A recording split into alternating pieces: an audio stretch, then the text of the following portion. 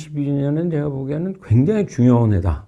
왜 그런 얘기를 하냐면, 만약 그 IMF 통계나 이런 것들을 우리가 원형하면 잠정 추계지만 작년도까지 대강 포캐스팅하면 1인당 명목 GDP로 보면 지구 전체적으로는 94조 달러 전체가 되고, 그 중에 미국이 23조, 중국이 17조 이 정도 됩니다. 이 2030년, 2050년을 내다보면은 어쩌면 코로나 이후 경제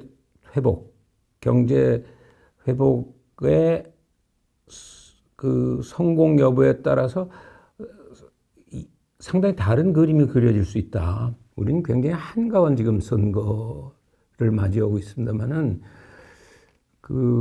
만약 지구적인 차원에서 누가 질서를 주도하냐는 것이 또 하나의 선거라고 한다면 그것은 정말 목숨을 건 지금 선거가 진행되고 있다고 생각을 해야 될 거라고 봅니다. 무역, 산업 이런 파트에서도 우리는 쉽게 생각했습니다만은 지금 미국은 새해 들어서서 집중적으로 시도해 보려고 하는 거는 인도 태평양 경제 프레임워크 같은 것으로 그동안에 가령 RCEP이나 CPTPP를 넘어서서 또 하나의 조정을 해보려고 하는 게임에 들어가는 것을 보면 그 나름의 자기 보완 속에서 문제를 끌고 간다고 할 수 있겠습니다. 따라서 이 경제 문제가 향후 30년을 결정하는 첫 해의 최대 결전을 우리가 바라다보고 있고, 그것은 방관자가 아니라 아주 핵의 중심에 우리는 놓여 있는 상태에서 2022년을 맞이할 수밖에 없다. 그런 것이 첫 번째이고,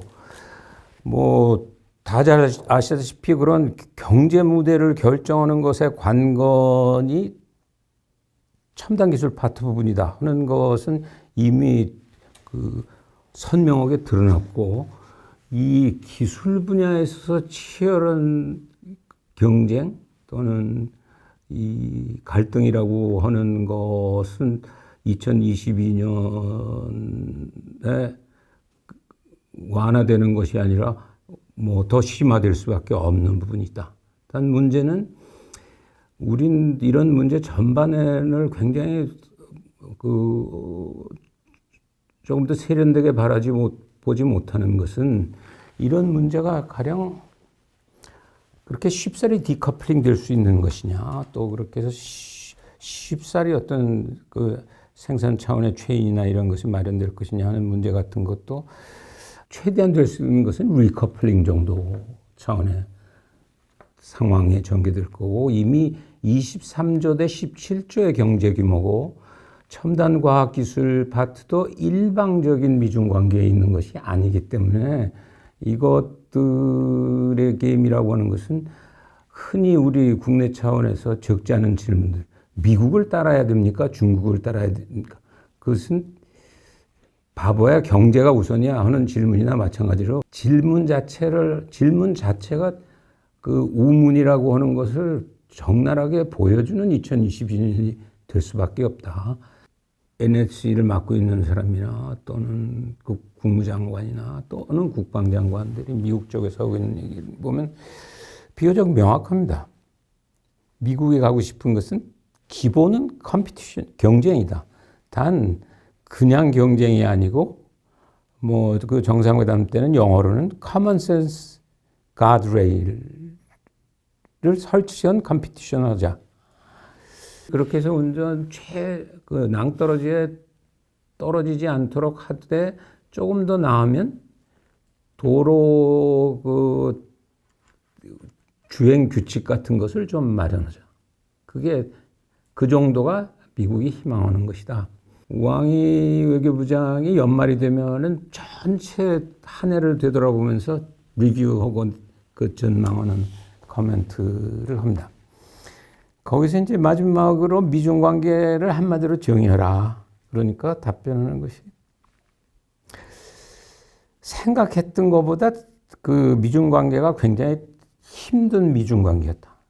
따라서 바이든과의 일련이 그 예상했던 것보다는 훨씬 더 강경한 미국 측의 입장을 그 느끼게 만들었고, 어떤 의미에서는 굉장히 냉전적 사고에 기반한 정책 발상인 것 같은 느낌을 좀 받았다. 그러면서 자기네들의 그 미국 관계에 대한 대응의 기본 3원칙은 변화가 없다. 상호 존중을 맨 앞에다 갖다 걸고, 두 번째다가 이제 그걸 평화 공존으로 하고, 세 번째를 이제 그 윈윈 협력, 그 중국 표현 그대로 하면 합작 공영이죠.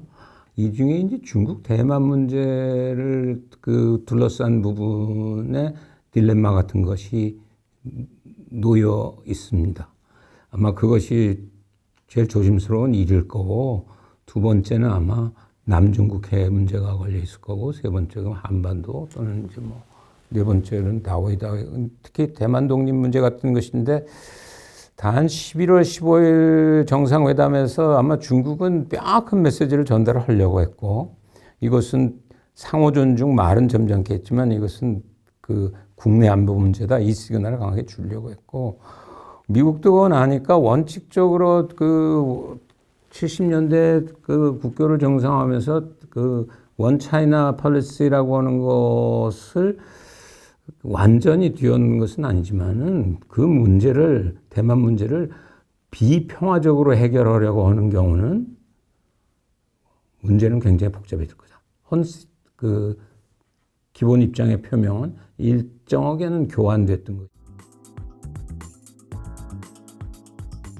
금년도 김정은 위원장이 따로 신년사를 내놓지 않았습니다. 대신 작년 연말에 했던 회의에서의 그 앞으로 어디로 갈 것이냐에 대한 기본 방향을 그 발표한 것으로 대신하는, 작년 1년 동안에 북한의 특히 김 위원장의 기본 문건들을 가지고 김 위원장이 연말에 어떻게 보고할 수밖에 없었던가라고 하는 것을 재구성을 한번 해봤습니다. 재구성을 해보니까 어떤 재구성이 되냐 하면, 작년 문건을 많이 볼 필요도 없습니다. 1월에 했던 스피치와 그 다음에 그 북한의 입장을 비교적 확실하게 드러내주는 것은 9월경에 있었던 또 하나의 스피치, 그 다음 약간 의외입니다만은 이 북한 무기 그 전람회 할 때 굉장히 강한 스피치를 김정은 위원장이 했습니다. 그 세 개 정도를 복합을 하면 남북관계 키는 이런 거죠. 당대회에서 기본 원칙은 남북관계에 대해서는 3원칙을 자기네 북한의 입장에서는 고수하겠다. 1. 남북한 관계 쓸데없는 얘기를 자꾸 하지 말아라. 인도적인 뭐 협력을 하는 건 어떠냐, 관광은 어떻게 좀 우선 할 수 있는 것부터 하자, 이런 얘기를 하는데, 북한 입장에서는 해야 할 것부터 해야 된다. 그게 기본 원칙이 1이다. 그 얘기는 바꿔 얘기하려면 그 근본적인 문제를 해결해야 된다는 게 기본 원칙 1. 기본 원칙 2. 그 근본 문제에서부터 출발은 하되 그 문제를 다루는, 바라다보는 기본 지평은 하나는 이중적인 기준을 적용하면 안 된다. 또 동시에 적대시 정책을 버린 형태의 것들이 충족되어져야 남북관계에 개선이 있을 수 있다. 3. 1, 2가 충족되어지면 또 한 번의 범위일 수 있다.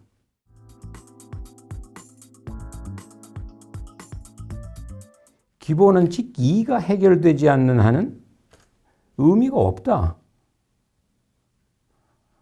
따라서 그것은 굉장히 어려운 얘기죠. 왜 어렵다고 생각하냐면, 이중잣대나 그 적대시 정책을 포기하지 않는 일은 그것이 기본 문제, 종전은 기본 문제의 출발일 수는 있기는 하지만은 3으로 갈 수가 없다고 보기했는데, 그러면 2를 충족시키면 되지 않냐?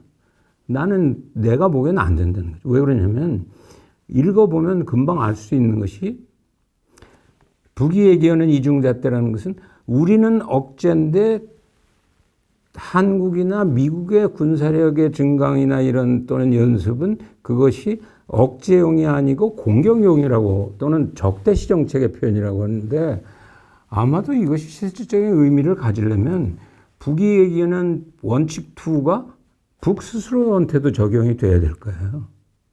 그건 어쩔 수 없는 거 아니에요. 남쪽이나 미국 쪽이 그렇게 북의 입장에서는 왜 오해하냐 그런 스피치를 하고 있습니다. 그러나 그것은 우리가 북은 또 반대로 왜 한국이나 미국이 북을 오해하냐 이렇게 얘기를 하는데, 그것은 똑같이 상호 불신 체제에서는 불가피하기 때문에, 따라서 그 남북 관계 개선을 위한 종전선언이 결국은 그 성사를 못 거두고 다음 정부로 넘어갈 가능성이 굉장히 지금 커져 있는데, 새 정부가 들어서도 그것을 이어받아서 어떤 형태의 정부가 들어서서도 결실을 맺기는 어렵다. 한마디로 잘라서 얘기한다면 이것도 그 지나친 기대를 가지는 것은 대단히 조심스럽다 하는 얘기입니다. 그 이유는 알다시피 2019년 하노이 정상회담을 실패를 하고 그해 연말에 스톡홀름 회의를 통해서 보다 명확히 한 것은 양쪽의 셈법이 현재 명확히 다르다. 따라서 그 서로 간에 새로운 셈법으로 만나지 않는 한 실무 협상이 진전되어져서 또 하나의 정상회담이 열리기 어렵다 하는 것입니다. 그러면 새로운 셈법의 돌파가 왜 없다고 생각하냐? 새로운 바이든 정부. 바이든 정부가 등장해서 현재까지 나온 공식적인 표현은 한마디로 얘기하자면 실용적이고 조율 가능한 어프로치를 하겠다고 하는 얘기를 했습니다. 근데 내가 어렵다고 하는 것은 조율이 무한대로 가능한 것이 아니고 조율이 가능한 최대한은 완전 비핵화의 진정성이 당장에는 실천으로 드러나지 않더라도 진정성은 최소한 보여주는 핵동결까지 조율할 수 있다는 겁니다. 근데 문제는 북은 어떤 입장에서 얘기를 하냐 하면, 우리는 북이 결정한 것은 소위 병진 노선에서의 핵무력 건설이라고 하는 것을 이제 손을 떼고 완전 비핵화로 가는 것에 대한 전략적 결단을 지금까지 한 번도 했다고 공식적으로 표현한 적이 없습니다. 그러면 어디까지 갈 수 있냐? 최대한 하노이에서 김정은 위원장이 가지고 갔던 카드는 부분 비핵화까지는 하겠다. 영변 그 핵시설을 내놓겠다라고 하는 것은 부분 비핵화까지는 가되 완전 비핵화의 전략적 결단을 하는 협상을 할 수는 없다. 이렇게 되면 그 두 개를 조율하려고 하면 조율이 안 돼요. 현 단계로서는. 무기 그 전시회에서 한 스피치를 굉장히 인상 깊게 읽었는데, 김 위원장이. 거기서 뭐 명확히 지적을 하고 있습니다.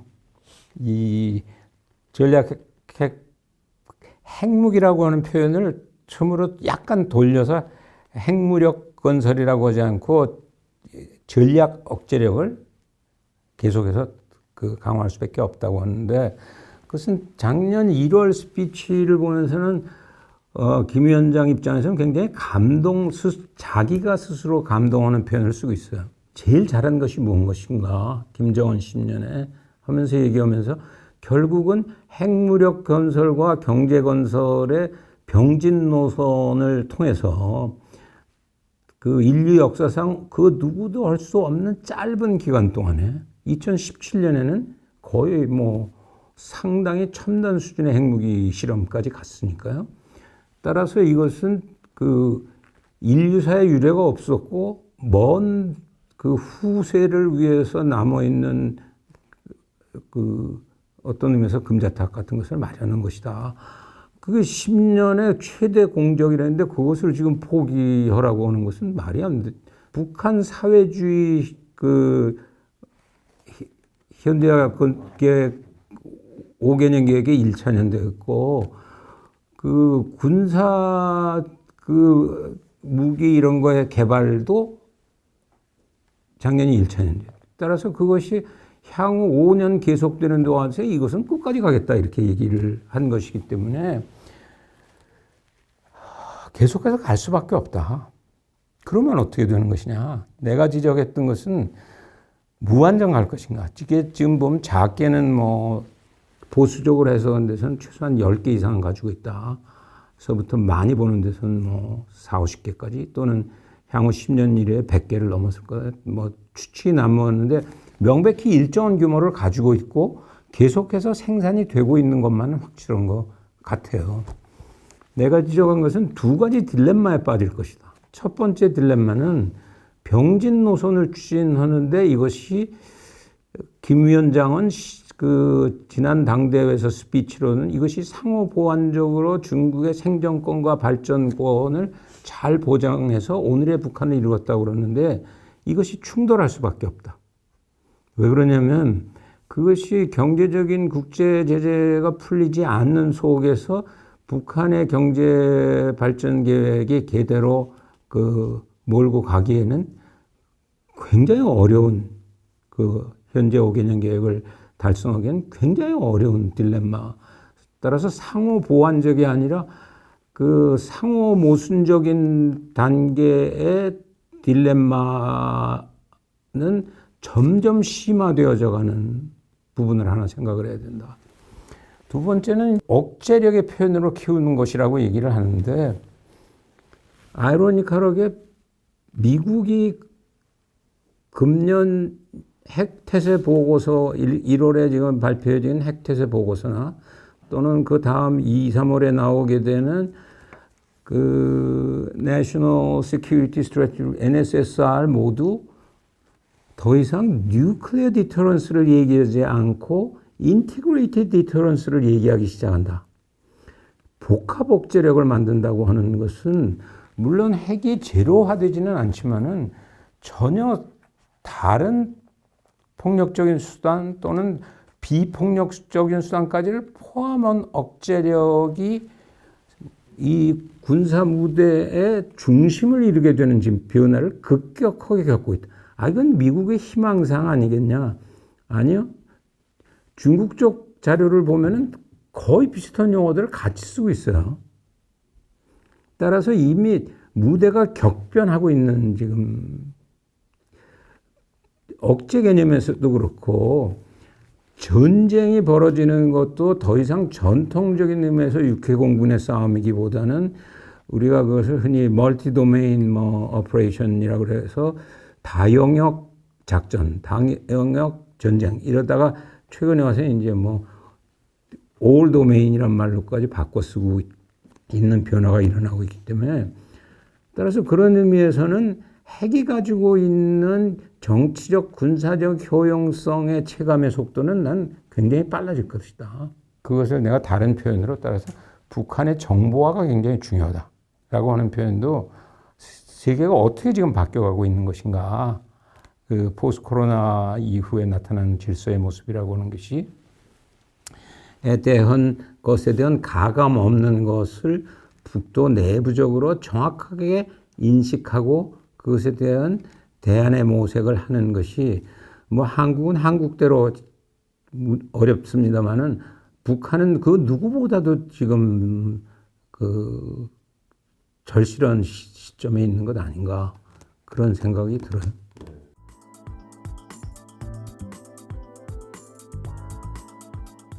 한일 관계를 짧게는 2022년을 내다보지만은 길게는 좀 이상하게 들리는지 모르지만 100년을 내다보면서 이 문제는 다뤄야 되지 않나 그런 생각이 들어요. 짧게는 아마 그 2022년의 한일 관계를 전망하지만은 그것이 단기적인 그 갈등 딜레마 뭐 이런 것들로 생각하면 중기적으로 생각하는 것은 한일 관계의 국력이 그 뭐 경제력, 군사력 또는 종합적인 힘 전체를 포함해서 그 대등한 차원으로 본격적으로 바뀌게 되는 것이 아마 중기적인 변화일 것 같고, 보다 장기적으로는 21세기에 새롭게 건축되고 있는 문명 질서에 누가 그것을 선도적으로 그 활용 또는 주도 선도해 나가는 역할을 할 수 있느냐에 따라서 그 관계의 그 내용이나 방향은 바뀌지 않을까 하는 생각이 듭니다. 따라서 양쪽의 지도자나 또는 그 시민사회적인 차원의 전 구성원들이 문제를 조금은 길게 생각하고 이 문제를 다뤄 나가야 되지 않는가 하는 생각은 있습니다. 객관적으로 보면 흔히 생각하기에는 아까 이게 미중 관계가 이 인태 질서를 크게 주도했기 때문에 미국 입장에서는 중국과의 관계 설정에서의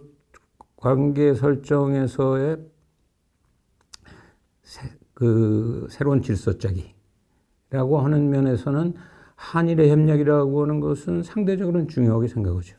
얼마 전에 캠벨이 자기가 어프로치하는 방식을 한마디로 물어본다고 그러면은 이 글로벌 밸런스드 어프로치로 하겠다. 사람들이 자꾸 자기를 그 인도 퍼시픽 그 총책이라고 그러는데 그거보다는 훨씬 복잡하게 생각합니다. BBB가 성공을 하려면 지구적 차원에서 어떻게 이걸 프레이밍을 하려고 하는 것인가. 하나가 이 오커스, 그다음 쿼드 이렇게 짜나가는 방식 속에서 그 중에 하나, 작은 린치핀의 하나가 한일 관계다. 따라서 그런 제한된 의미에서 이제 한일 관계가 개선되어졌으면 좋겠다라고 하는 영향을 받고 있음에도 불구하고 왜 못 만나냐 하는 것은 뭐 한마디로 얘기하면 일국 중심의 그 다친 민족주의의 그 부작용, 한계 부분을 양쪽이 다 붙들고 있기 때문에 이것이 쉽사리 풀리지 않는 상황에서는 위안부 문제나 그 징용 문제라고 하는 것을 돌파하기가 쉽지 않은 딜레마들이 놓여 있는 것이다. 따라서 내가 그걸 중기, 장기 이런 두 개의 충격요법을 동원되지 않고서는 이것이 잘 깨지지 않을 거라고 생각을 하는 것인데, 따라서 그 대선이 굉장히 한계 안에서는 중요하겠죠.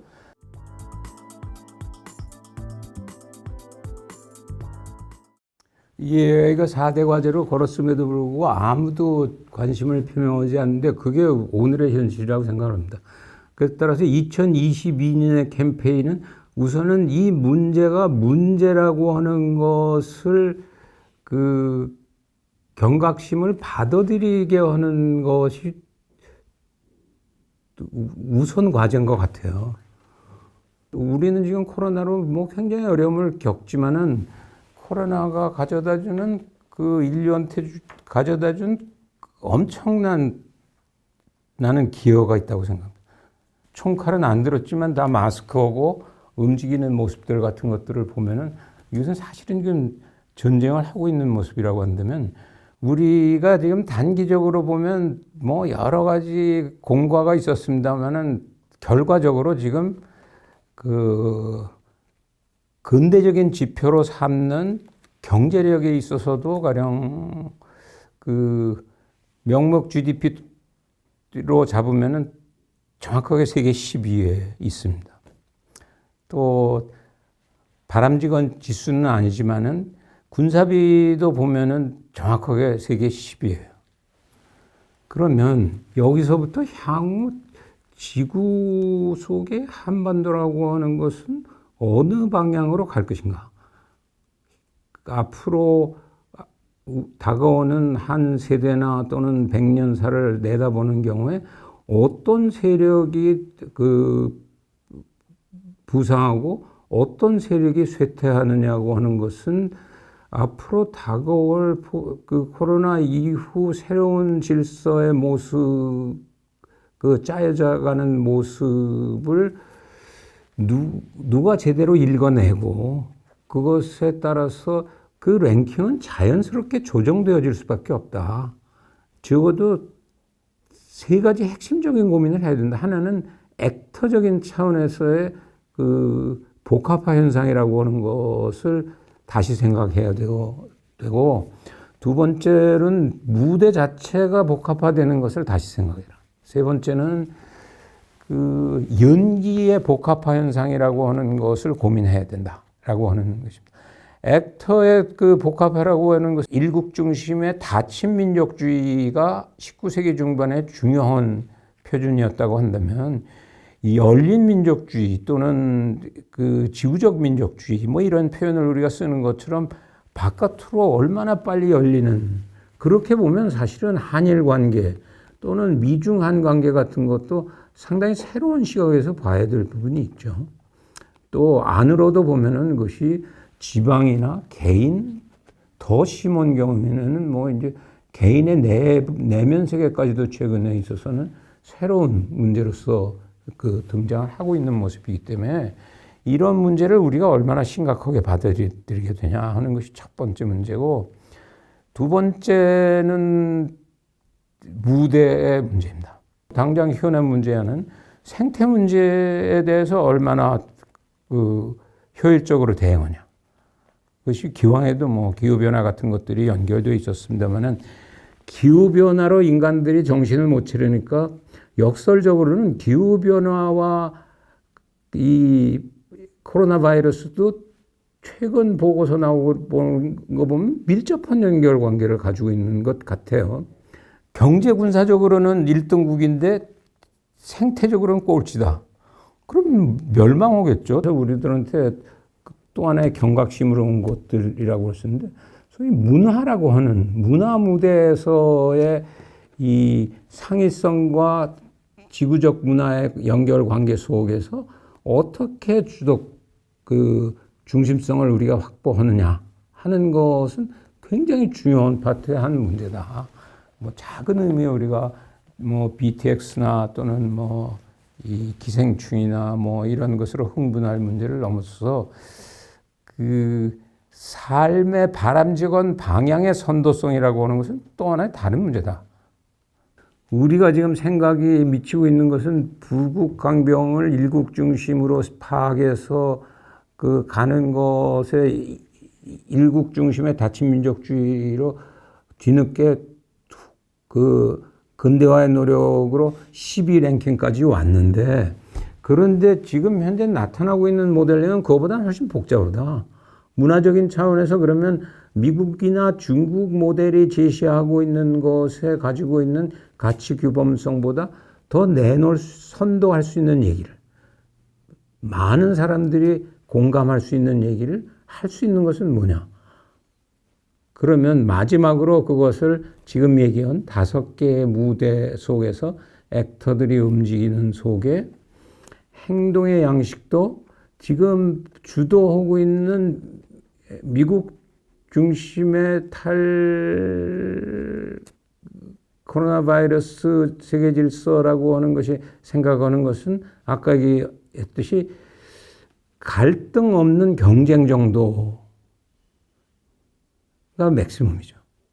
그러니까 기본 구도는 경쟁인데 그것이 최소한의 협조를 모색해서 그것이 갈등의 나락으로 떨어지지 않는 또는 더 심하게 얘기해서 전쟁 상태로 들어가지 않는 정도의 그 연기력을 발휘되자고 하는 것에 대해서 사실은 우리가 겪고 있는 것은 그것보다 하나 더 나아간 지향성을 지금 요구하고 있는 것이다. 새 질서라고 하는 것은.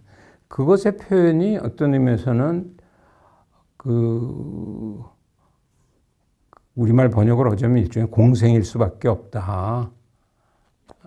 라고 하는 의미에서 지금 21세가 당면하고 있는 질서의 대국들이 미국이나 중국이 해결책을 내놓는데 한계를 부딪히고 있는 것에 새로운 돌파구를 마련하는데 기여할 수 있는 부분 아니겠냐.